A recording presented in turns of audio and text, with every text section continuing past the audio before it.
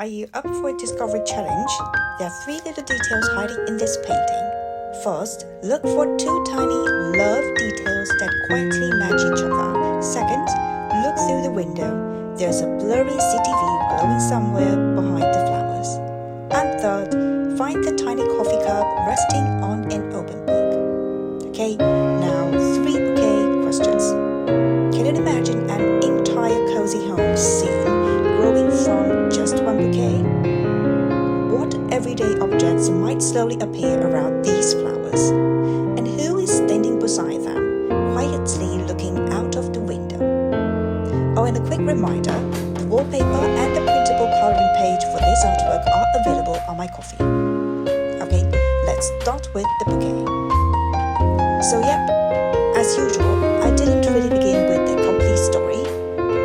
I began with flowers. This time I wanted these tulips to feel really full and rounded, not perfectly arranged. Actually, I wanted them to look almost casually pushed into a vase and then left to move in whatever direction they wanted. Some flowers lean sideways, some reach upward, some almost fall toward the table. And the leaves do the same thing. They curl, bend, and stretch in different directions, which is something I really wanted to keep because this whole painting is much more about brush texture than clean outlines. Actually, this artwork is a little different from most of my previous paintings. I used an oil painting brush for probably 99% of the entire piece. Normally, I paint with an oil brush first and then come back with a paintbrush to define certain shapes and edges. But this time, I didn't want to do that. I wanted the rough brush and its marks to stay visible. So I tried really hard not to overblend everything. You can still see the strokes inside the flowers, the leaves, and later even in the dog's fur. And yeah, I think that roughness became a really important part of this painting. The color palette is also much more limited than usual. Most of the painting stays around red, deep red, pink, muted green, brown, and gray. That's basically the whole world of this artwork. For the flowers, I kept moving between deeper reds and softer pinks, and then there is this one much pale flower. I wanted it to feel different, almost like light is passing to its petals.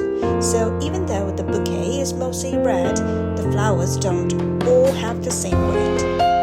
Some feel darker and heavier, some feel softer, and one almost seems to glow. I think those small color shifts are what give the bouquet its sense of life. And at this point, I still had absolutely no idea what the vase was going to look like. I left it unfinished on purpose, because honestly, the vase is never just a container in my painting.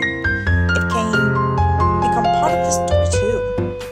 And if I design it too early, I usually end up changing it later anyway. So I just left the space there and thought, okay, I'll come back when the room tells me what it needs. Then a dog appeared.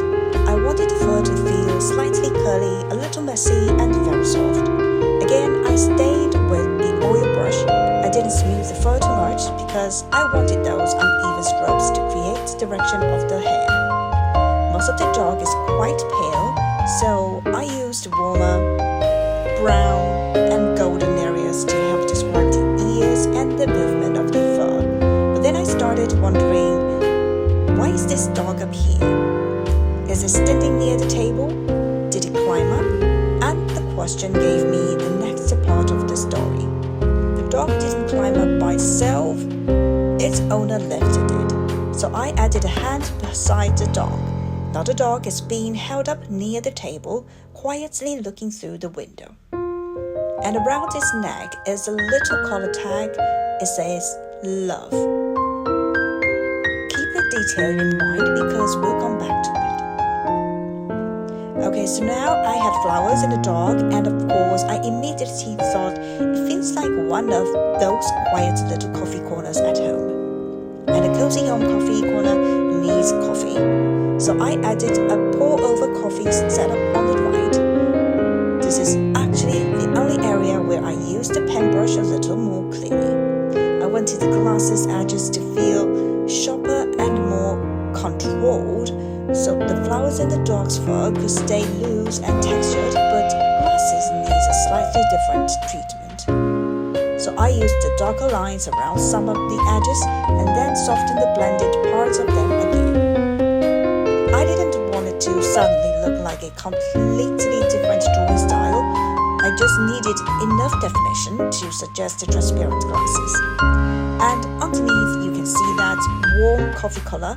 That small amber tone also connects really nicely with the warmer parts of the dog. Then I moved to the foreground. I added a half open book, and because apparently one coffee setup wasn't enough, I placed a tiny coffee cup directly on the book. The flowers are so close that one of them almost looks like it's about to fall into the cup. I really like that kind of slightly crowded composition. Objects overlap, flowers get too close to things. Nothing has a perfectly empty space around it. That's where the painting starts moving towards a more maximalistic composition. So did you find all three? Thank you so much for painting and discovering with me today. I'll see you in the next Discovery Challenge.